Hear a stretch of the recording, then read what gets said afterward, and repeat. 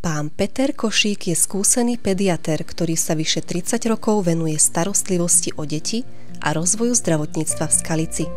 Je nielen rešpektovaným odborníkom doma i v zahraničí, ale najmä človekom, ktorý si dokáže získať dôveru a srdcia svojich pacientov.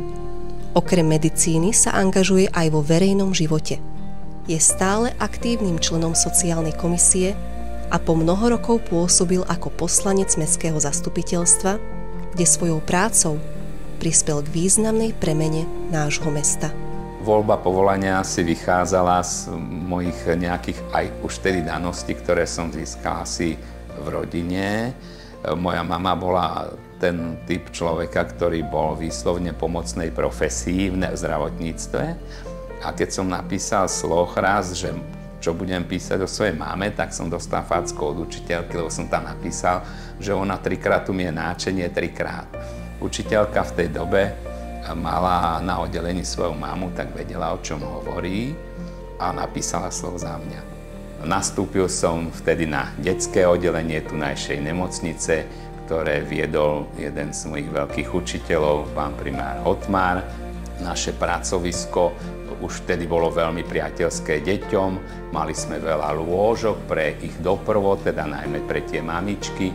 Keď si na to spomínam, vlastne my sme za tie deti na tých lôžkach a v tých inkubátoroch aj dýchali, a to skutočne nie len obrazne. Oni žili tam na tých izbách, vtedy bolo ešte tých pacientov viacero na izbe a on mi nakreslil ten obrázok, že každé dieťa sa vyliečí.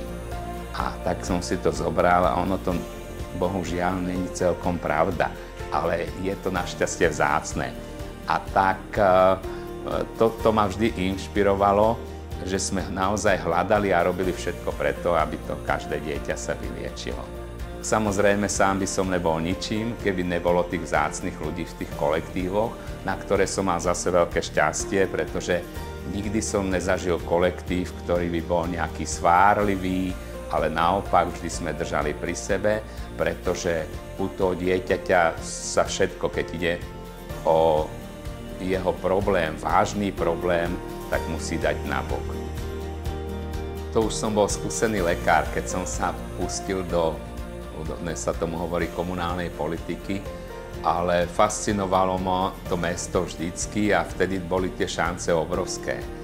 A nikdy som toho neobanoval, i keď som tam 20 rokov strávil, častokrát boli to náročné chvíle, ale ten čas, keď si prejdem po tom meste a viem, že som sa podielal na mnohých veciach, ktoré sme v tých časoch, hlavne v začiatkoch, tvorili. Dneska je ten čas už taký, že každý to berie automaticky, ale nebolo to tak, keď si prejdete iné mesta alebo iné lokality, vidíte, že nie každý je, a kdokoľvek tu príde, tak ten povie, že tú Skalicu, že tá ho fascinovala.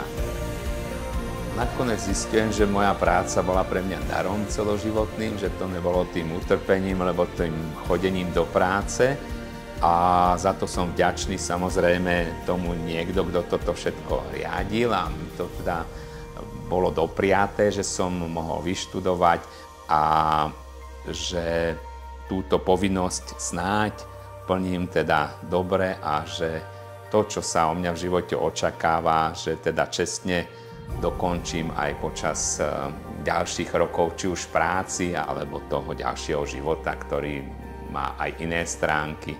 V živote niektoré veci robíte tak, ani nečakáte, aký ten výsledok bude. A v rodine je to ešte o to viac. Tí deti si myslíte, že možno sa im málo venujete, možno sa im venujete v iných smeroch, a nakoniec sa to, ako to vidím, vráti, že tie decká som asi inšpiroval, že idú týmto smerom, hreje ma to na duši, každý mi to závidí samozrejme z tých kolegov, ktorí teda nenabrali tú odvahu, aby sa ponorili do tejto ťažkej práce.